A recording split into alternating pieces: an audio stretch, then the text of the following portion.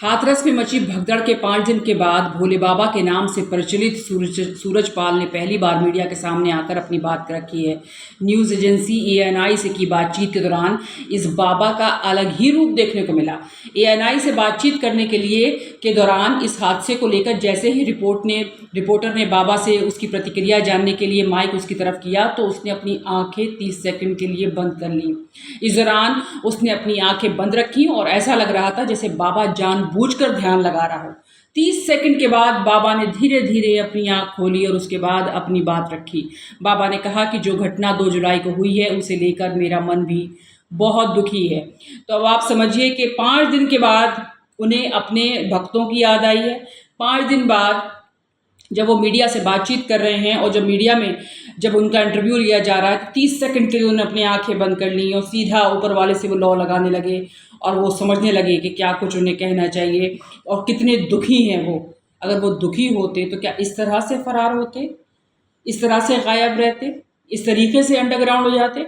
शायद नहीं, उन्हें पहले ही सामने आ जाना चाहिए था। एपी सिंह को भी सुनेंगे जो उनके वकील हैं, उन्होंने क्या कुछ कहा, लेकिन उससे पहले आपको और बताते हैं। इस हादसे को लेकर बाबा ने कहा कि वो इस घटना से बहुत ज़्यादा दुखी हैं। सूरजपाल का कहना है कि लोगों को प्रशासन पर विश्वास रखना चाहिए, किसी भी उपद्रवी को बख्शा नहीं जाएगा। बाबा ने कहा कि दुख की इस घड़ी में प्रभु लोगों को इससे उभरने की शक्ति दे। सूरजपाल को उनके अनुयायी भोले बाबा के तौर पर जानते हैं।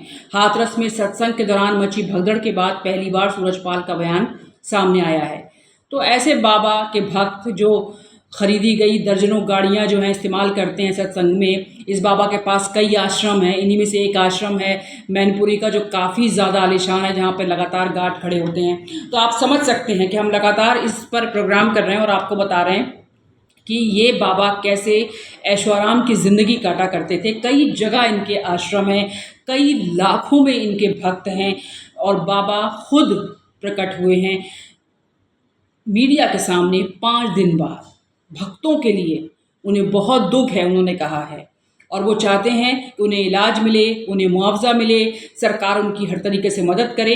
अब आपको बताते हैं कि जो उनके वकील एपी सिंह है उन्होंने क्या कहा है। उन्होंने साफ तौर पर कहा है बाबा सामने पेश होंगे, जो एजेंसी बताएगी, क्योंकि अब एसआईटी भी गठित हो गई है इस पूरी जांच के लिए। तो अब जो है सरकार जो कहेगी वो हम करेंगे। जहां जहां बयान हमें एजेंसियां कहेंगी देने के लिए हम बयान देंगे, कोई नहीं भागेगा। ये एपी सिंह जो बाबा के वकील हैं उनका साफ तौर पर कहना है। और क्या कुछ उन्होंने कहा है अपने एक वीडियो में वो आपको सुनवाते हैं।